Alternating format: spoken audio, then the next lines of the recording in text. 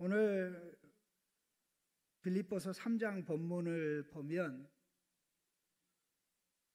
참으로 놀랍습니다. 빌립보서의 말씀을 쓸 때 바울은 예수님을 만난 지 많은 세월이 됐고 본격적으로 복음 사역을 시작해서 거의 한 30여 년이 훌쩍 지난 그러한 상황입니다. 그러면 그가 예수 그리스도를 만나기 전에 어떠한 사람이었는가 하는 이것을 보면 바로 자기가 자랑할 것이 많았던 사람입니다. 단지 자랑할 것이 많은 사람이 아니라 유대인들 가운데 내세울 만한 것이 가장 탁월하게 많은 사람입니다. 그 내용을 한마디로 얘기하면 5절, 6절에 나옵니다. 5절, 6절에 바울의 자랑거리 7가지가 나옵니다. 그 7가지를 한번 같이 읽어보겠습니다. 5절부터입니다. 나는 8일 만에 할례를 받고 이스라엘 족속이요 베냐민 지파요 히브리인 중에 히브리인이요 율법으로는 바리새인이요 열심으로는 교회를 박해하고 율법의 의로는 흠이 없는 자라. 자, 할례 받은 게 첫 번째고 이스라엘 족속이 두 번째고 베냐민 지파가 세 번째, 히브리인 중에 히브리인 넷, 율법으로는 바리새인 다섯, 열심으로 교회 핍박 여섯, 율법에 의는 흠이 없다. 율법으로는 바리새인이고 그다음에 율법의 의로는 흠이 없다 하고 그 중간에 들어간 게 그 열심 때문에 교회를 박해했다. 어마어마한 자랑입니다. 그가 교회를 박해하고 교회를 멸망하려고 했던 것은 그가 가지고 있는 율법 자랑, 자기 자랑, 율법 자랑, 자기의 능력과 힘으로 얼마든지 죄를 해결할 수 있다고 보았기 때문에 자기의 능력으로 죄 문제와 의의 문제를 해결하는 것이 아니라 예수 그리스도의 죽으심과 부활로만 죄와 의의 문제가 해결될 수 있다고 생각하는 교회를 그렇게 핍박하고 교회를 잔멸하고 교회를 없애려고 하였던 것입니다. 바울만큼 그렇게 교회를 핍박하고 억압하고 교회가 없어야 된다고 생각하는 사람이 거의 없었습니다. 그런데 어떤 변화가 일어납니까? 7절에 그러나 무엇이든지 내게 유익하던 것을 그러나 무엇이든지 내게 유익하던 것 여기 언급된 7가지 자랑들이 바울에게 자랑거리고 바울에게 유익하고 바울만 아니라 모든 유대인들이 자랑으로 삼아서 그들에게 유익하게 해야 될 그런 내용인데 이게 하루 한순간 예수 그리스도 때문에 해로운 것이 되고 무익한 것이 되었다는 것입니다. 예수 그리스도를 위하여 7절에 내가 그리스도를 위하여 때문에 원래는 그런 뜻입니다. 8절에 또한 모든 것을 그 앞에 그가 들어있습니다. 그 모든 것 7가지가 대표하는 그 모든 것을 해로 여김은 내 주 예수 그리스도를 아는 지식이 가장 고상하기 때문이다. 십자가 부활 사건 경험 이전과 이후가 하늘과 땅 차이입니다. 7가지를 자랑하던 때가 예수 그리스도를 만나기 전입니다. 그 자랑하던 모든 것을 내려놓고 예수 그리스도를 알고 체험하고 누리는 그것을 자랑한 시점이 다메섹에서 예수 그리스도를 만난 시점으로부터 그 시점으로부터 30여 년이 훌쩍 지나온 상황입니다.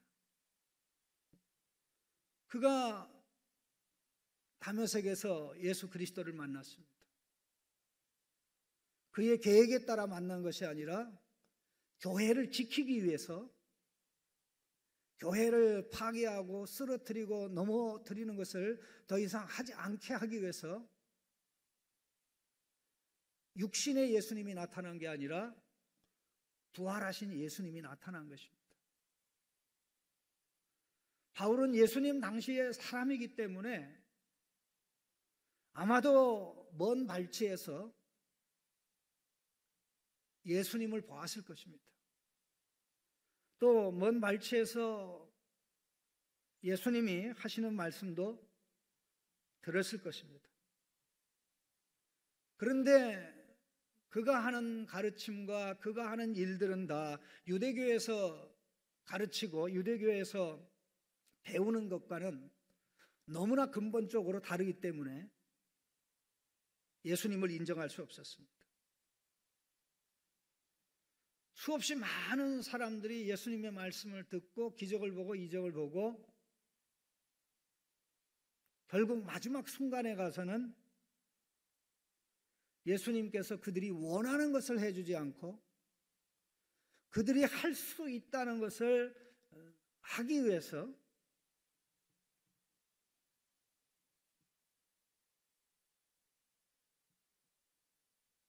그들이 할 수 있다는 것이 뭡니까? 제 문제 해결하고 어렵게 살 수 있다는 거죠. 근데 너희들 그거 못하니까 십자가 부활을 통해서 이루겠다고 한 그것을 받아들일 수 없었던 것입니다. 그러니까 예수님은 당연히 이단적으로 취급될 수밖에 없고 부정적으로 간주될 수밖에 없는 그런 상황에 앞장선 사람이 사울인데, 그가 육신의 예수 그리스도를 만날 때 예수 그리스도를 무시했고 예수님의 사역의 모습을 먼 발치에서 봤을 때도 무시했고 아마 괴짜라고 생각했을 것입니다. 그런데 다마섹 도성에서 영광 중에 부활하신 예수님이 나타나는 순간 그분이 하나님이라는 것을 직감했고 바로 하나님으로 자기 자신을 보인 그분이 자기가 그렇게도 멸시하고 그렇게도 무시하고 그렇게도 있어서는 안 된다고 했던 나사렛 사람 예수 그리스도라는 사실에 그의 모든 세계가 하루아침에 뒤집혔습니다. 완전히 뒤집히고 바뀌고, 바로 그때 그 순간 내가 지금까지 알았던 육신의 예수는 잘못된 알미였구나. 8절 말씀에 나와 있듯이 그 모든 것을 해로 여기면 내 주 그리스도 예수를 아는 지식이 가장 고상하기 때문이다.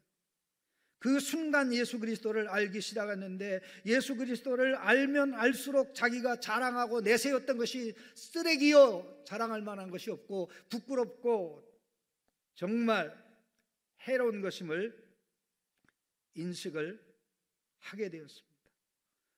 그러면서 점점 더 예수 그리스도 안에 들어가는, 점점 더 예수 그리스도 안에 들어가는, 자랑하던 것은 다 내려놓고 예수님을 아는 것을 자랑하는, 아는 것은 아는 것으로 끝나는 것이 아니라 자기가 자랑하는 것을 포기하게 만들고 내가 아는 예수 그리스도를 자랑하고 누리고 예수 그리스도 안에서 빚어지는 그 인생으로 그를 바꿔갔습니다. 바로 그것이 무엇입니까? 왜 자랑하던 것을 자랑하지 않고 해롭게 여기고 배설물로 분들 이 짐승의 몸에서 나온 배설물로 간주하고 그랬습니까? 그 목적은 예수 그리스도를 얻고 그 안에서 발견되려고 하는 것입니다. 그것을 내려놓지 않고는 예수님을 얻고 그 안에서 발견될 수 없기 때문에 예수님을 한번 알면 알므로 끝나는 것이 아니라 그 알면 우리로 하여금 예수님을 얻고 예수님 안에서 발견되는, 예수님을 믿는 것은 예수님을 얻음의 시작입니다. 여기 얻는다는 단어하고 버린다라는 단어는 반대입니다. 그리스도를 얻고 그 안에서 발견하기 위해서 버립니다. 저것들을 가지고 있는 동안에는, 붙잡고 있는 동안에는 내가 그리스도를 얻을 수 없고 그리스도 안에서 발견될 수 없다. 세상을 한 손에 또 하나를, 또 한 손에 예수 그리스도를 거머쥐고 살아갈 수가 없습니다. 두 개 다 거머쥔다면 둘 중에 하나는, 특별히 예수 그리스도를 내가 믿는다 하는 것은 바울의 입장에서 볼 때는 거짓말입니다. 보십시오. 자기 자랑의 전부, 자기 자랑의 전부가 율법과 관련된 것이었는데 예수 그리스도에게 붙잡힌 바 돼서, 그 최초로 붙잡힌 사건이 다메섹 사건입니다. 다메섹에서 예수 그리스도에게 붙잡히기 시작했는데 그를 붙잡은 예수님은 육신의 예수님이 아니라 죽었다가 다시 살아나신 예수님입니다. 그 예수님에게 붙잡혀서 30여 년 살았습니다. 부활하신 예수 그리스도의 십자가의 능력이 그를 붙잡은 것입니다. 그런데 보십시오. 9절에 그 안에서 발견되려 함이니 내가 가진 의는 율법에서 난 것이 아니요 내가 가진 의는 율법에서 난 것은, 정확하게 예수 그리스도를 만나기 전에 부활하신 예수 그리스도를 체험하게 자기가 자랑했던 의가 율법의 의입니다. 그래서 자랑의 세 가지 핵심 내용이 무엇입니까? 율법으로는 바리새인이요 율법의 의로는 흠이 없는 자요. 그렇기 때문에 교회를 핍박할 수 없었는데 율법의 의 때문에 내가 망할 뻔하고 율법의 의 때문에 내가 교회를 잔멸하려고 했었구나. 그런 그가 완전히 바뀌어서 예수 자랑, 예수를 내세우고 여기저기 온 세계 어디에든지 예수 그리스도의 몸된 교회를 세워야 되겠다고 움직인 것입니다. 바울의 인생은 계속해서 예수님을 알고 체험하고 누리는 인생입니다. 예수 그리스도를 알고 체험하고 누리면서 그 기쁨과 즐거움을 가지고 사람들에게 그가 알고 체험하고 누리는 것을 나누는 것입니다. 그래서 고난 중에도, 역경 중에도, 많은 사람이 그를 염려하는 중에도, 감옥에 있는 가운데도 기쁨으로 빌립보 교인들에게 자기가 지난 30여 년 이상 예수 그리스도를 알체 누나한 것을 언급한 것입니다. 그럼 예수 그리스도를 알고 체험하고 누리는 것의 중심에 무엇이 있습니까?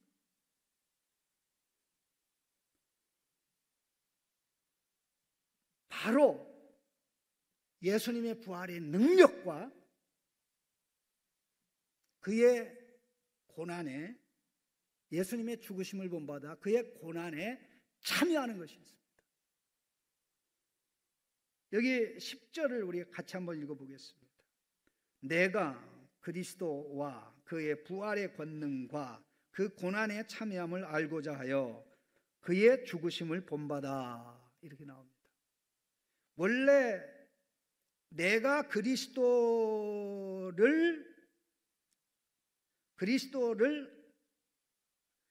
알고자, 내가 그리스도를 알고자, 이게 원래 내가 그리스도를 알고자 하는데, 그리스도를 아는 것이 무엇이냐, 그것을 부대적으로 부차적으로 원래는 설명한 것이, 그리스도를 아는 것은 그의 부활의 권능을 알고 체험하는 것이고, 이게 첫 번째입니다. 내가 그리스도를 아는 것은 그의 부활의 능력을 알고 체험하고 누리는 것이고, 그 부활의 권능과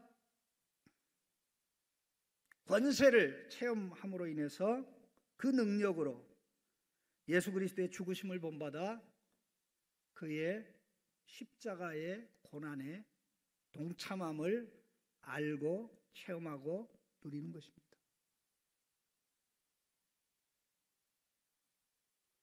그는 부활하신 예수 그리스도를 만났기 때문에 부활하신 예수 그리스도의 그 체험이 그로 하여금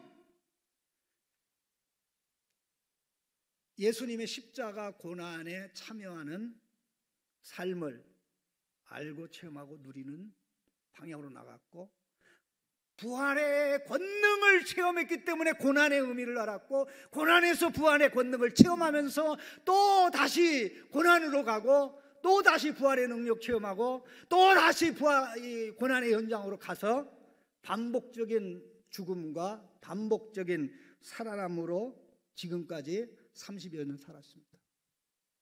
날마다 사도 바울에게는 예수님의 부활의 능력으로 십자가 고난의 현장에 던져지고, 그 고난의 현장에서 부활의 능력을 체험하여 죄에 대하여는 죽고 의에 대하여는 사는, 그래서 고린도전서를 썼을 때는 부활장을 얘기하면서 나는 날마다 죽노라, 나는 날마다 죽노라. 왜 날마다 죽습니까? 부활의 능력을 체험했기 때문에. 그런데 죽는 만큼 살아납니다. 죽는 만큼 살아납니다. 또 살아나는 만큼 죽습니다. 그 최종 목적이 무엇입니까? 11절에 어떻게 해서든지 죽은 자 가운데서 부활에 이르려 하노니. 사도 바울이 바보입니까? 마지막 날에 신자가 죽은 자 가운데서 부활하는 사실을 몰라서 이 말을 할까요? 어떻게 해서든지 죽은 자 가운데서 부활에 이르려 하노니, 내가 이미 얻었다 함도 아니요 온전히 이루었다 함도 아니라 오직 내가 예수 그리스도께 잡힌 바 된 그것을 잡으려고 달려가노라. 형제들아, 나는 아직 내가 잡은 줄로 여기지 아니하고 오직 한 일 곧 뒤에 있는 것을, 자랑하던 내용들이죠. 그것을 잃어버리고 앞에 있는 것을 잡으려고 푯대를 향하여 그리스도 안에서, 예수 안에서 하나님 위에서 부르신 부름의 상을 향하여 달려가노라. 30년을 그 이상을 달렸는데도 아직도 죽어야 될 것이 있고 아직도 살아야 될 것이 있고,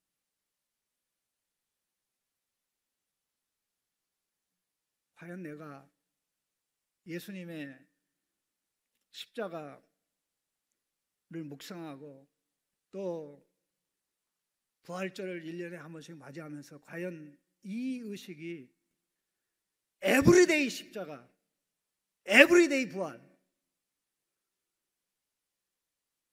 우리 주님이 원하는 부활의 능력은 그런 것입니다.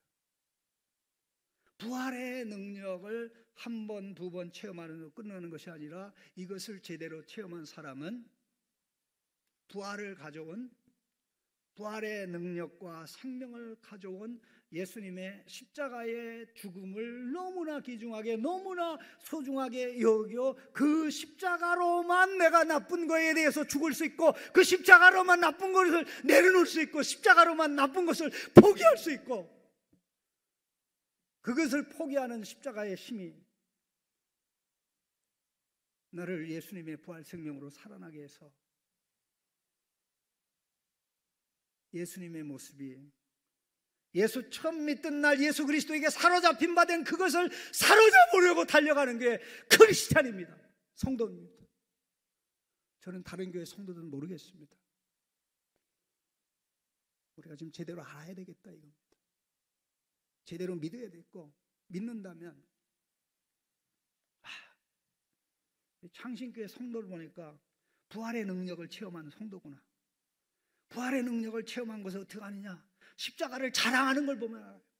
죄에 대해서 죽는 것을 보면 알아요. 내려놔야 될 것을 내려놓는 것을 보면 알아요. 그런데 그것을 끝나는 게 아니라 예수님의 십자가로 망한 것이 아니라 영광이 시작되고 존귀함에 올라갔듯이, 과연 저 사람이 죽으니까 정말 더 잘 되는구나, 더 잘 되는구나, 더 영광스럽게 되는구나. 이런 교회를 우리가 만들어야 되지 않겠습니까? 이런 장로님들이 돼야 되지 않겠습니까? 이런 성도님들이 돼야 되지 않겠습니까? 오늘 이 부활해야지. 사실 저는 고난주간 네 번의 말씀을 통해서 로마서 6장을 말씀하는데